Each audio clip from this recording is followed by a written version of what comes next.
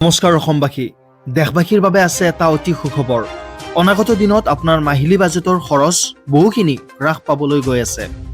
Petrol, diesel আৰু LPG চিলিণ্ডাৰৰ ক্ৰমাগত বৰ্ধিত মূল্যৰ পৰা এইবাৰ লাভ কৰিব পাৰে এক ডাঙৰ সকাহ। ভাৰত আৰু সংযুক্ত আৰৱ আমিৰাজ UAEৰ মাজত সম্পন্ন হোৱা এক ঐতিহাসিক চুক্তিয়ে এতিয়া কঢ়িয়াই আনিছে সকলোৰে বাবে আশাৰ বতৰা।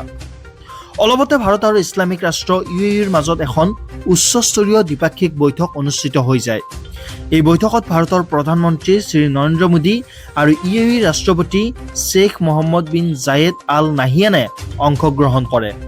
দুয়োখন দেশৰ বন্ধুত্বপূৰ্ণ সম্পৰ্কক এক নতুন মাত্ৰা প্ৰদান কৰি এই বৈঠকত কেইবাটাও ঐতিহাসিক চুক্তিত মোহৰ মৰা পৰিলক্ষিত হয়। ভাৰতক যিকোনো সংকটৰ সময়ত সহায় কৰিবলৈ UAEয়ে 30 মিলিয়ন বেৰেল খাৰুৱা তেল জৰুৰীকালীনভাৱে মজুত ৰাখিবলৈ সন্মতি প্ৰকাশ কৰিছে। লগতে ভাৰতৰ শক্তিখণ্ডৰ আন্তঃগাঁথনি অধিক শক্তিশালী কৰিবলৈ UAEয়ে প্ৰায় 5 বিলিয়ন মাৰ্কিন ডলাৰ বিনিয়োগ কৰাৰ মত পোষণ কৰিছে। অৰ্থনৈতিক বিশেষজ্ঞসকলৰ মতে এই বৃহৎ বিনিয়োগ আৰু জৰুৰীকালীন তেল মজুতকৰণৰ ফলত দেশত তেল আৰু গেছৰ নাটনি সম্পূৰ্ণৰূপে দূৰ হ'ব। ইয়াৰ পোনপটীয়া ইতিবাচক প্ৰভাৱ পৰিব ঘৰুৱা বজাৰত, যাৰ ফলত অনাগত দিনত পেট্ৰল, ডিজেল আৰু LPG চিলিণ্ডাৰৰ মূল্য যথেষ্ট পৰিমাণে হ্ৰাস পোৱাৰ সম্ভাৱনা প্ৰকট হৈ পৰিছে।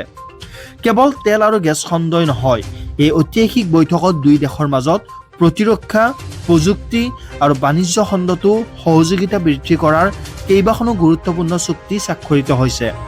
ইয়াৰ ফলত দুয়োখন দেশৰ বাণিজ্যিক সম্পৰ্ক অধিক সুদৃঢ় হ'ব আৰু ভাৰতত নতুন কৰ্মসংস্থাপনৰো সৃষ্টি হ'ব।